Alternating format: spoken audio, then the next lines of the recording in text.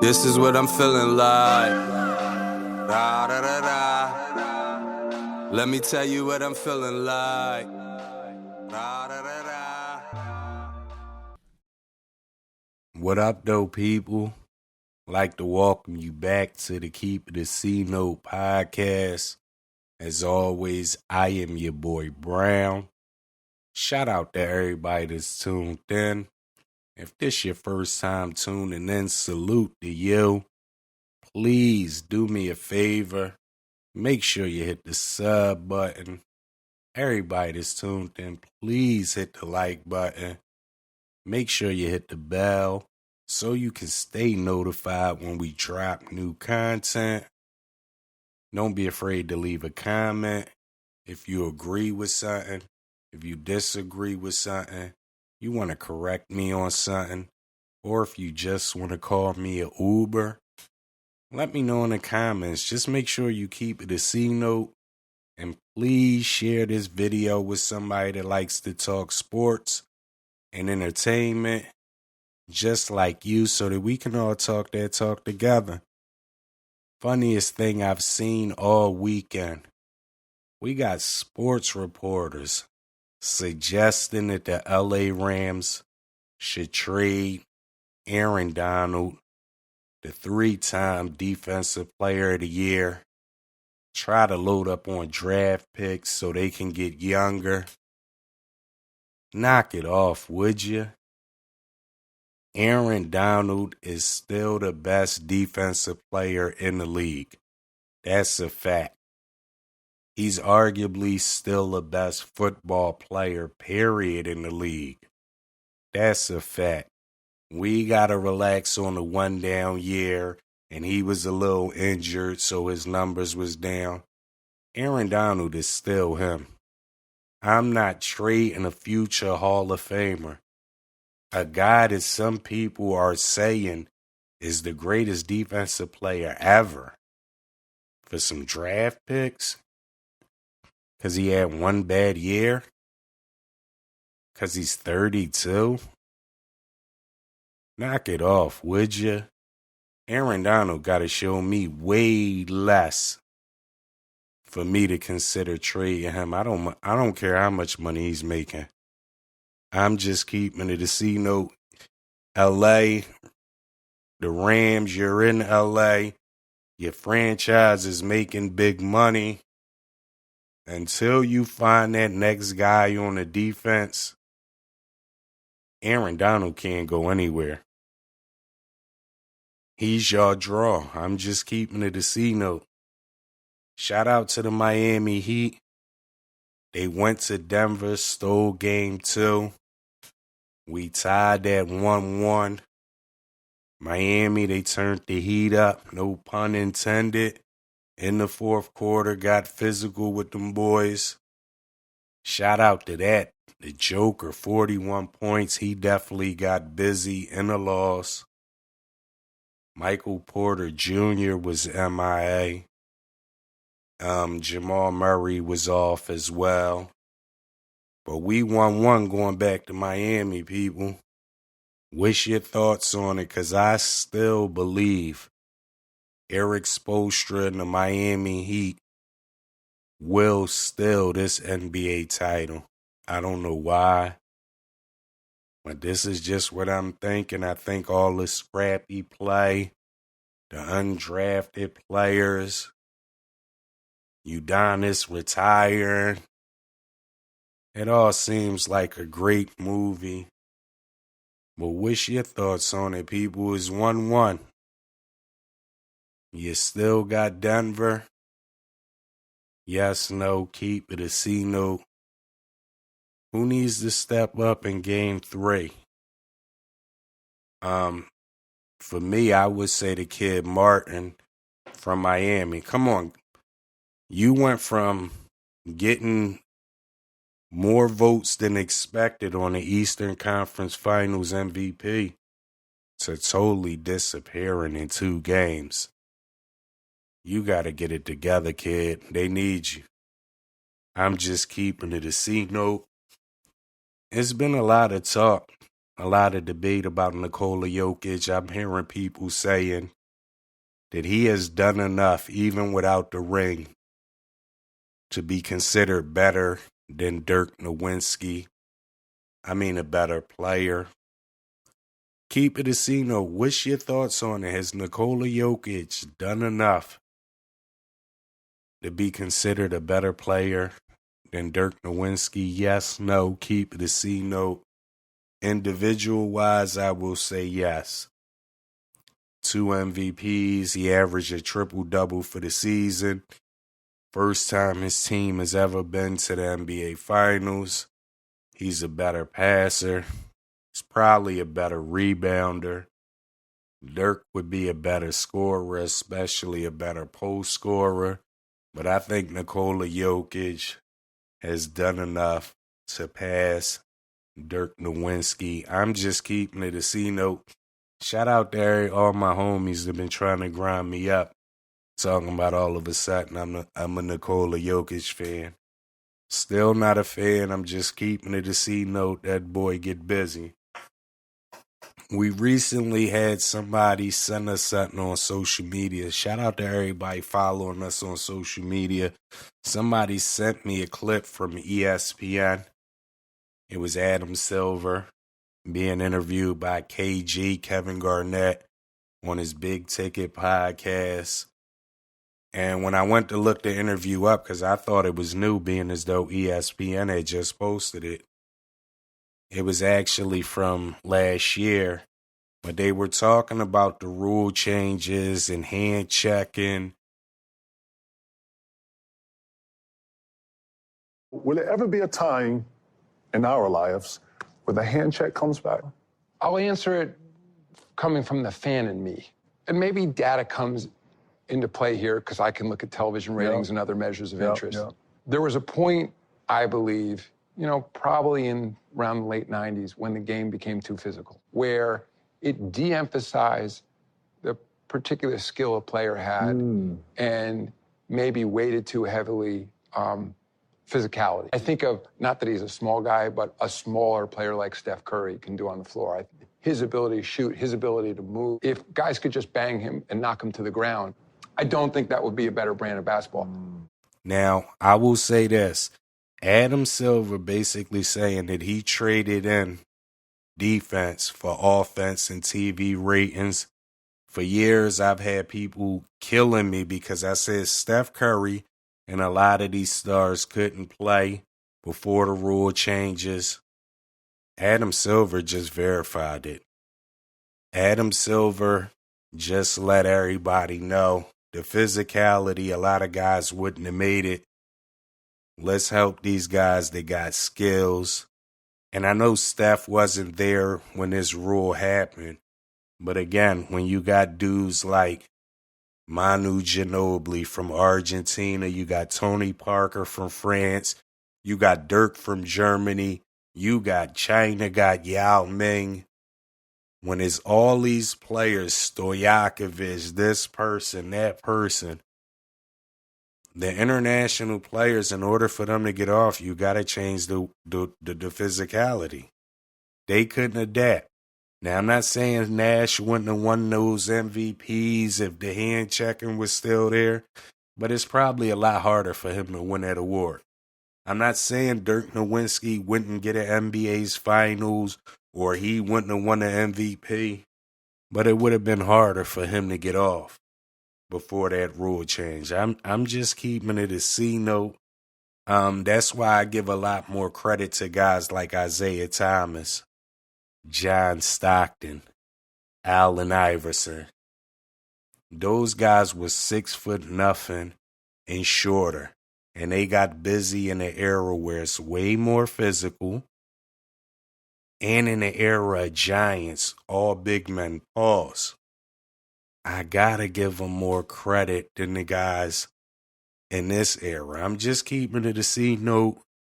I'm glad. Shout out to the person that sent us that clip, because I've been going back and forth for years. The game is all about offense. It's just mind-boggling how people put offense up there. Like, I don't care if a team scores 130 and the other team scores 125 and there's no defense being played. And this is every night. And a lot of people are saying they didn't want to see games that was in the 80s and good defense played. So I'm going to ask y'all all, which do you rather see? The games that you're seeing now, high-scoring games, no defense whatsoever, or low-scoring games where it's an intense defense and folks are getting busy? Keep it a C note. Because, again, it's all about offense. Everybody thinks offense now, even as the fan. When you compare somebody, you don't look at nobody's defense. Everybody does that. Oh, this person scored more than, and nobody looks at nothing else. That was by design. The NBA did that by design. Just look at it. A defender, he could run off 55 screens. He's bouncing off dudes everywhere he run. It's not a foul as long as they're legally set.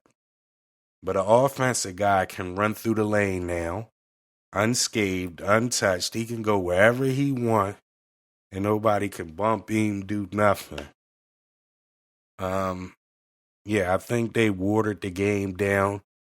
I'm glad that he finally exposed it because I was tired of arguing with people about it. The NBA is becoming a total joke. During the finals, we just got Adam Silver talking to Shaq and them guys about the play-in tournament that they'll be putting in the middle of the season. And he said it's basically for teams that win something other than the NBA championship. The team that wins those tournaments, they will get more money or some type of incentive. What in the college AAU is going on? So you telling me, even though it affects the record, that a team that finished in 11th place, 12th place, didn't make the playoffs, and they should feel good because they won a tournament during the middle of the season? NBA, y'all gotta relax. Now listen, on the flip side, I know we're talking about Steph not being able to play before the rule changes and other guys from this era. After watching this series, this season, this full NBA season, I can honestly say, with my chin up and my chest out, that any superstar or any star player from any other era could play in today's NBA and still be a superstar. Again, there's no defense in the NBA. Again, I seen Tatum and Brown, all NBA team, both average over 26 points. None of them can dribble left. They say the game is more athletic today. I've seen Nikola Jokic, who's not athletic. He can't jump over paper. He's the best player in the NBA.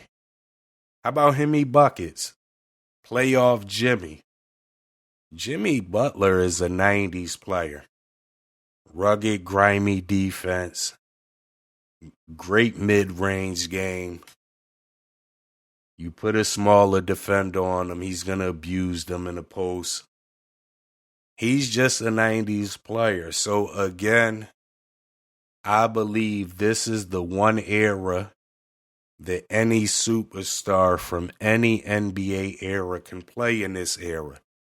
Not just superstars. We can take guys from the 90s, even the 80s if we really think about it. Guys that were second tier, some maybe third tier guys. Average 19, 20 points a game. If you put them in this league today, they'll average 28 to 30 points easily. One guy I can think of, because I just seen some highlights on him, Allen Houston. Allen Houston would destroy this league, and he's a second-tier player.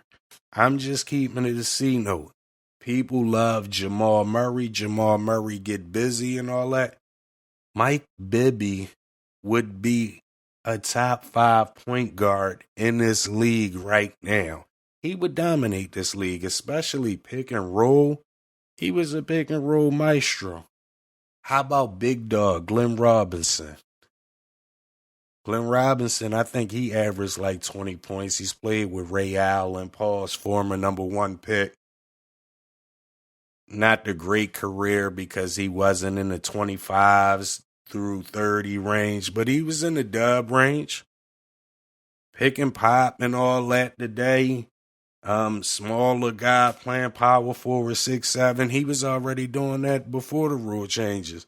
Glenn Robinson would dominate in today's NBA. I don't care what y'all say. And again, I believe anybody can play in this era. No defense. Basketball IQ is at an all-time low. Anytime you can get a pick and roll, a 1-5 pick and roll, and you got a 7-footer on you, and a dude is 6-0 on your 7-footer, and your point guard dribbles the ball for 10 seconds and then shoots a fadeaway shot, that's not no IQ. Knock it off, would you? But keep it a C note. Give me 3 guys, second-tier guys, that you think would be monsters in today's NBA. I already gave you 3. Look, I'm seeing a lot of lists, top quarterback lists. So I'm going to do my top 10 quarterback list. I'm going to give you 10 through 6 on this episode. Let y'all cry about that and grind me up, call me Oubers and everything. Next episode, I give you 5 through 1 at 10. And I know a lot of people going to be upset with me. A lot of people, he's in their top 5. I got Justin Herbert. There's always been a lot of hype about Justin Herbert. He get busy. He got the arm. But he ain't proved nothing yet, so y'all gotta relax, stop putting him in these top 5 lists. I'm just keeping it a C note. At number 9, I got Deshaun Watson. I know he came off suspension, he didn't look good, pause. But Deshaun Watson is a top 10 quarterback. And if you say he's not, then you need an Oouuber. I'm keeping it a C note with you. At 8, I got Trevor Lawrence. Trevor Lawrence get busy. He's been getting better. That's who I got at 8. At 7, I got Jared Goff. Jared Goff, again, is a top-notch quarterback as long as he has an offensive line and somewhat of an okay receiver. He don't need the best receiver. He needs an okay receiver and a great line. At 6, I got Aaron Rodgers.